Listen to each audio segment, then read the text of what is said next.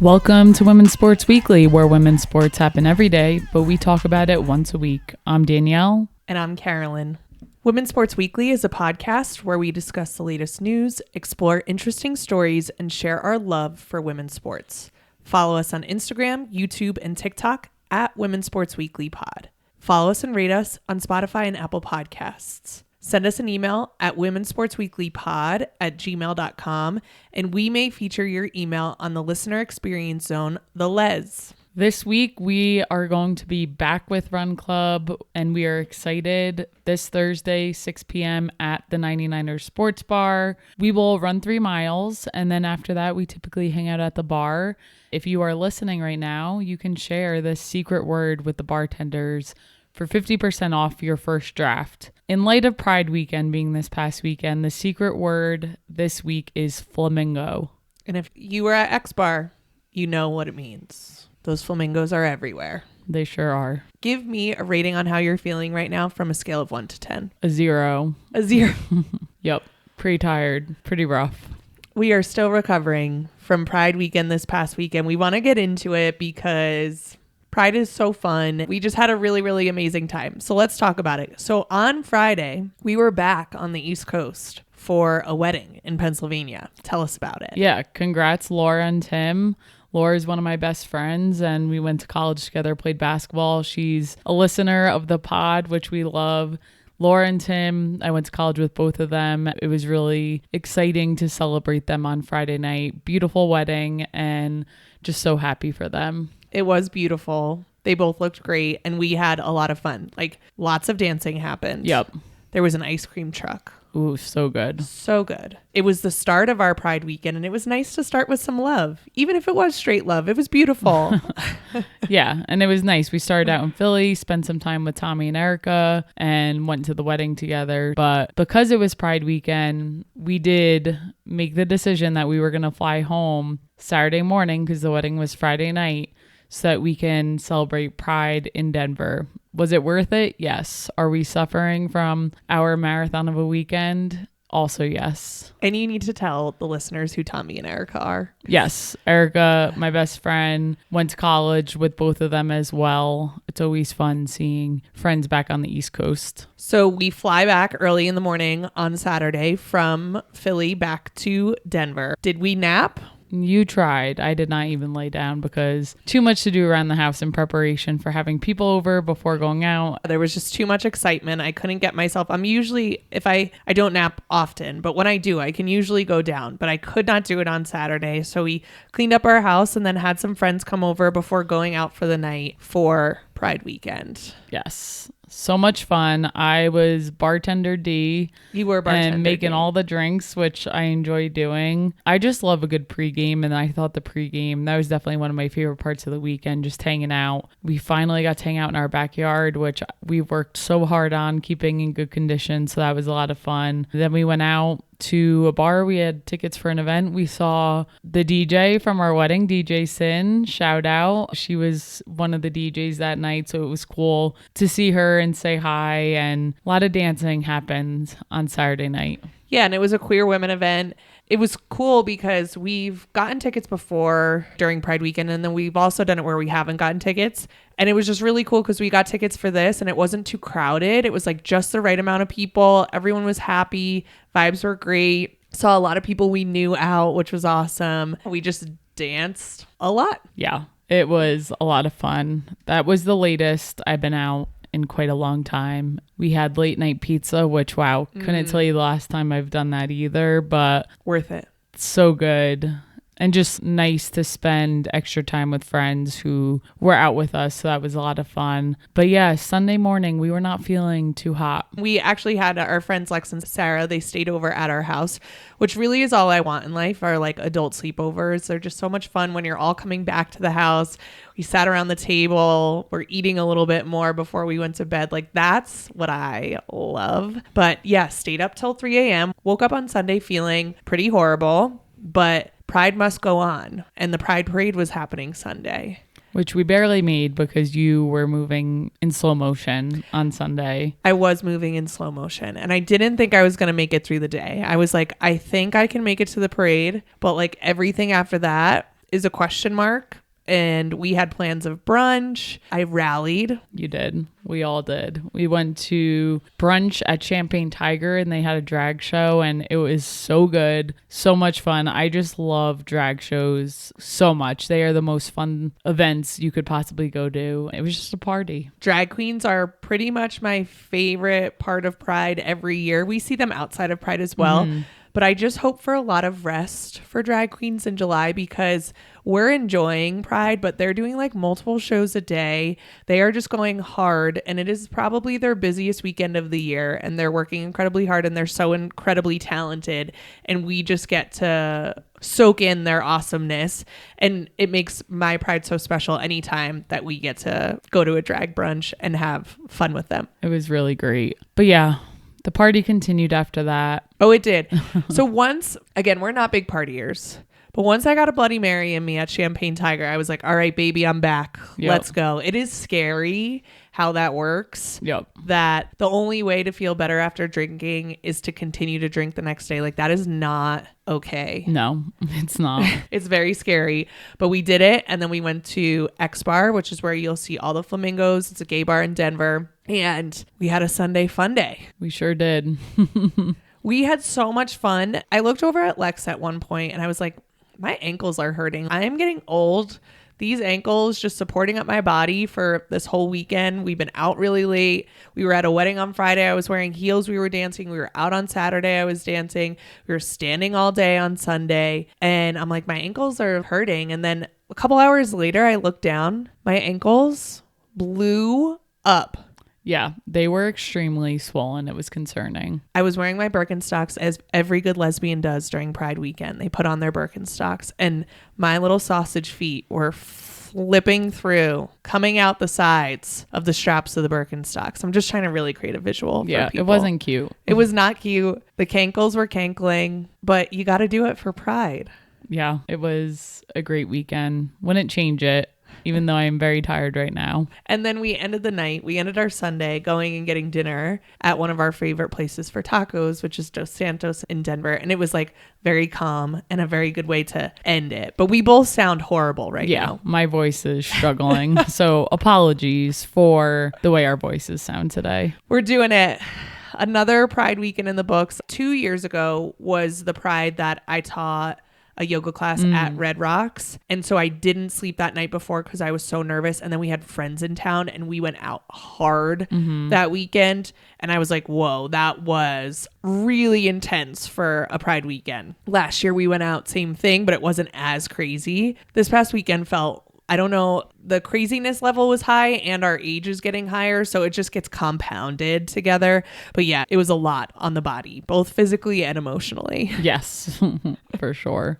Why do you find it so important to celebrate Pride? I think having a lot of the rights we have to marry and things like that, that is still fairly new. Like 10 years old. 10 years old as of the other day. I feel like our rights are under attack a lot, especially with what's happening in our country right now. To have a weekend to be in our community and celebrate what we deserve, which everyone deserves, is love, and to just enjoy your love and live free. And that's to be important. Yourself. And to feel like I could totally be myself. So yes, it's a party, but it's also, it's important, right? To be in that community and to celebrate. I'm not doing it justice for how I'm explaining it, but it's just nice that we get to do that every year.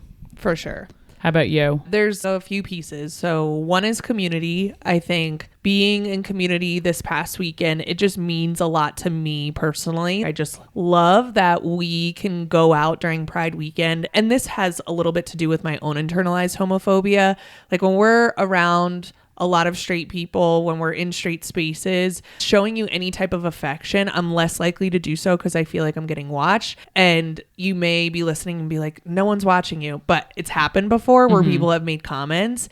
And so on top of like my own feelings about it, it actually has happened to us where we've gotten negative comments when we've shown public displays of affection. So I love that during Pride. It's like we're with queer community. We can be truly ourselves and love each other in a way that we want to in that moment. And no one's even batting an eye. Yeah. We're not a spectacle to anyone. Although probably at some point on Saturday night, we did turn into a spectacle with how we were acting.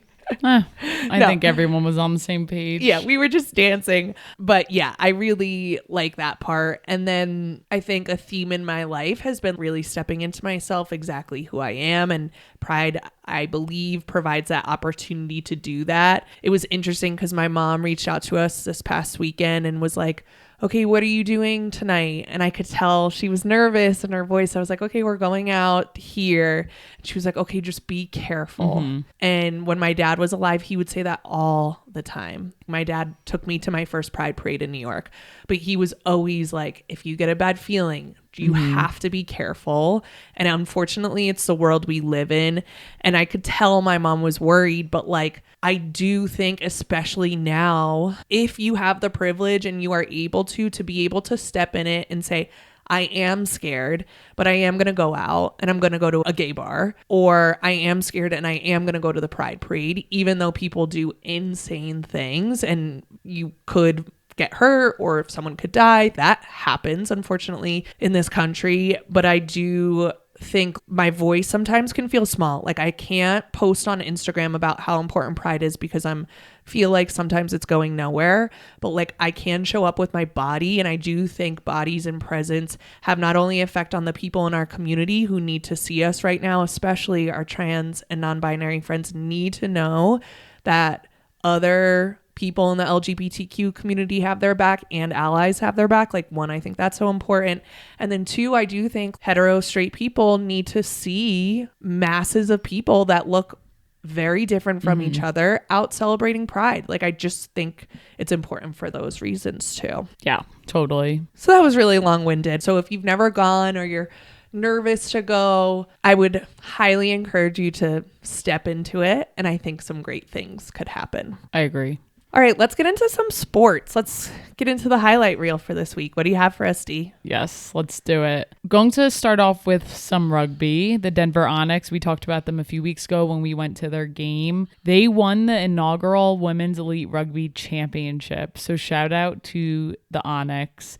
They beat the New York Exiles 53-13 over the weekend. So it was an absolute beatdown. I love it. We saw them play live and we're like, they're very good. And they're just continuing to prove that they're very good. We've got some great women's teams in Denver, and the Denver Onyx are definitely one of them. Yeah, so congrats to them on that win. Let's head over to the WNBA. We've got lots to talk about. There are 3 more expansion teams that were announced for the WNBA. Those teams will be located in Cleveland in 2028, Detroit in 2029, and Philadelphia in 2030. You have not stopped yawning.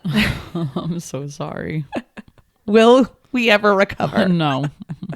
Okay, this is big news though, Danielle. So how do you feel about it?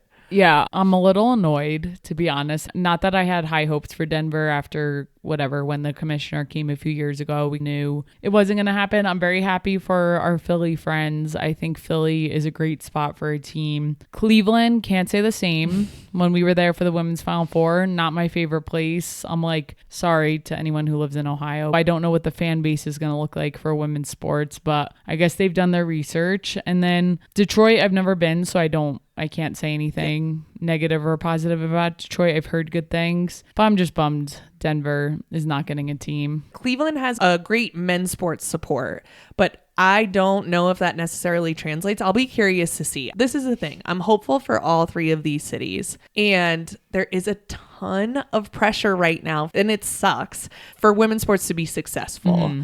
And if there wasn't a success for some reason, you know what the media narrative is going to be. It's going to be so annoying. And I'm like, okay, like you said, I hope they did their research and they know that they're going to have a fan base there, because we see Golden State knocking it out of the park in how they show up. And I also just want to say that Golden State has done so well of leaning into their LGBTQ fan base. And that is such a reason why it's doing so well. And so I hope other WNBA teams are taking note, as much as like we want all fans to be supportive of the WNBA, but the WNBA was built on the backs of queer women of color, and that should be the market that we're leaning into. And I think Golden State has done that so well, and that's why they're seeing the success they have. So I hope everyone else is taking note. But I am happy for Philadelphia. Yeah. And as someone from New Jersey who's a New York sports fan, it is difficult for me to say that, but I do think they're going to be successful in Philly. Same. So I'm excited for them there. All right, let's also talk about DeWanna Bonner, who was recently waived from the Indiana Fever. And waived is an interesting word because usually waived happens to players who are usually young and new, and it means that they weren't good enough to be on the team. This is not what happened with DeWanna Bonner. She was not participating in games since the middle of June for personal reasons, and then it came out that she did not want to stay with the Indiana Fever. And that honestly makes me sad because I'm like, something not great was going on that you just stopped playing. Yeah. Like someone who's been in the league for so many years, has records, like obviously she was not happy there, and we don't know the full story, but it does make me sad for her. There's a lot of speculation happening, but like it is strange. Obviously she's not with her fiance Alyssa Thomas, but that was not the main reason why. They both have had to talk about this and have the conversation. I'm sure there was a lot of planning that went into this. And so I'm like, what has happened here? And I hope that wherever she lands, that we do get more of the story, or I don't know, something from Indiana, because this is very strange. This is very strange. She has said publicly that she doesn't want just any team to pick her up because there are some teams who have some salary cap space to pick her up, Connecticut being one. I believe the Valkyries might have some space, but she has said that she either wants to go to Phoenix, where Alyssa Thomas is, or to Atlanta. Maybe by the time this podcast comes out, she'll have landed somewhere, but it'll be very interesting. And we're also at a point of the season where like Phoenix especially, and Atlanta's doing great too, but everyone's kind of found their groove. I mean, you're never going to say no to DeWanna Bonner, but like, where do you slot in? And then how does that affect the locker room in any way? So those are some big questions that are going to be answered. And someone's going to say, we'll handle the locker room. We're taking DeWanna Bonner. Great. Yeah. So we'll keep our eyes on that and see where she lands. Wishing her good luck with figuring that out. Yes, agreed. We also have to talk a little bit more about the media because this past week, Danielle just yawned again.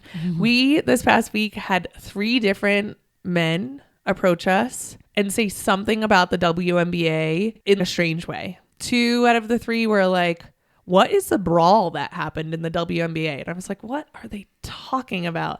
And then one person was like, why does my TikTok algorithm tell me that I should hate everyone in the WNBA except Caitlin Clark? That's literally what someone said to me, who does not watch. He doesn't watch any sports at all, but he definitely doesn't watch a lot of WNBA, if any. And I was like, this is so interesting. Like there's something happening where men are getting fed this story, a strange story. And I don't think it's just men. I just think it's, if people aren't actually watching the WNBA, our algorithm is not that, because we know the we know the players, we like so many of the players. But for Caitlin Clark being the person who brought people in more, now this narrative turned into she is saving the WNBA and holds it on her back, and everyone's rude to her. So it is very interesting. Yeah, and let's just talk about this brawl that happened. They're referring to a physical game, and now this is like 2 weeks ago, of referring to a physical game between the Indiana Fever and the Connecticut Sun, where JC Sheldon was guarding Caitlin Clark, poked her in the eye. Caitlin Clark got upset, like for good reason. Marina Mabry comes over and kind of shoves Caitlin Clark, and she goes down. And then that kind of dissipates. Later in the game, though, Sophie Cunningham, who plays for the Indiana Fever, committed a flagrant foul against JC Sheldon, and they went at it a little bit. But teammates came out, separated them. It was fine. We have this conversation a lot. Are people physical with Caitlin Clark? Yes. I think it's the scouting report on her. She doesn't like to get too physical. She's going to get annoyed.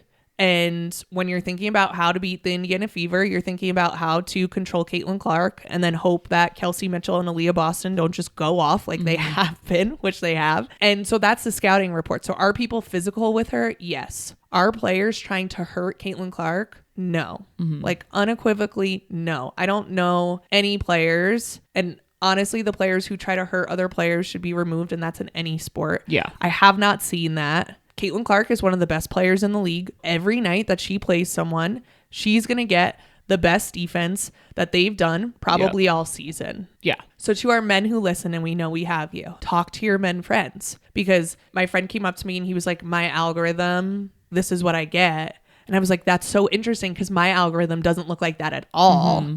There's more stories out there. There's lots of fun stories out there between players and how they interact with each other. So talk to your other men friends about what really happens in the WNBA, how it really works.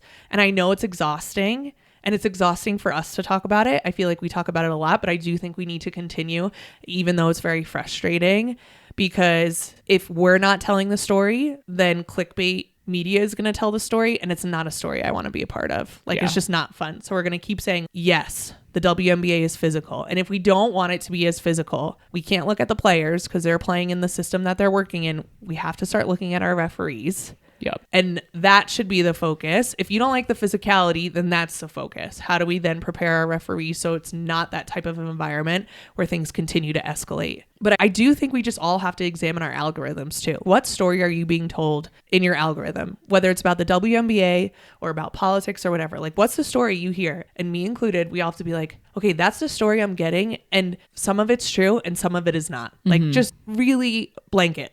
The story that I get on my Instagram, my personal Instagram, some of it is true and some of it is not. And it's made for me and it's feeding me based on what I'm clicking on. Yep. So I just think we all have to probably keep that in mind as well.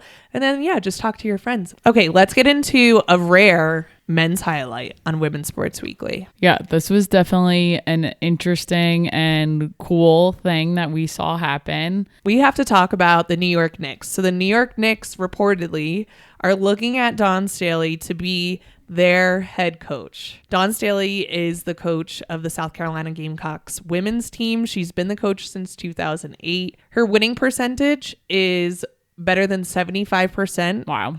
At South Carolina.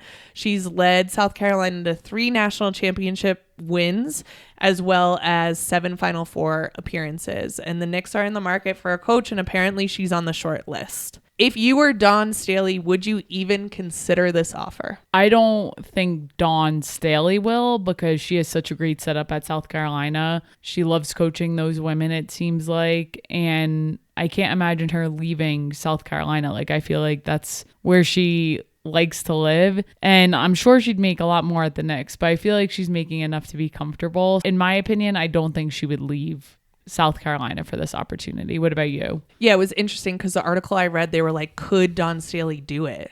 And I was like, 3,000%. Oh my God, that is not where my head went. I would be like, does she want to do it? Exactly.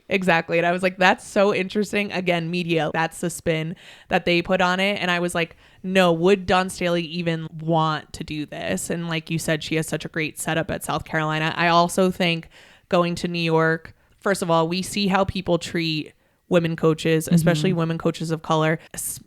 In the WNBA, they're not even treated well. What makes anyone think in the NBA that would be any different?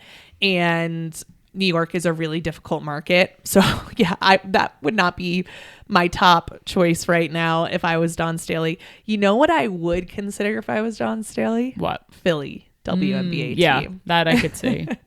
For sure. It would be a homecoming for her. But it is cool. I do think the Knicks should look for someone like Dawn Staley. If I was looking for coaches, I'd be like, who are you inspired by? And if they didn't have Dawn Staley on their list, I probably wouldn't want to hire them because she does a great job. But yeah, I don't think so. Yeah. I don't think it's going to happen. I don't think you could get Dawn if you wanted her. But there's probably a price tag for everybody, right? Oh, yeah.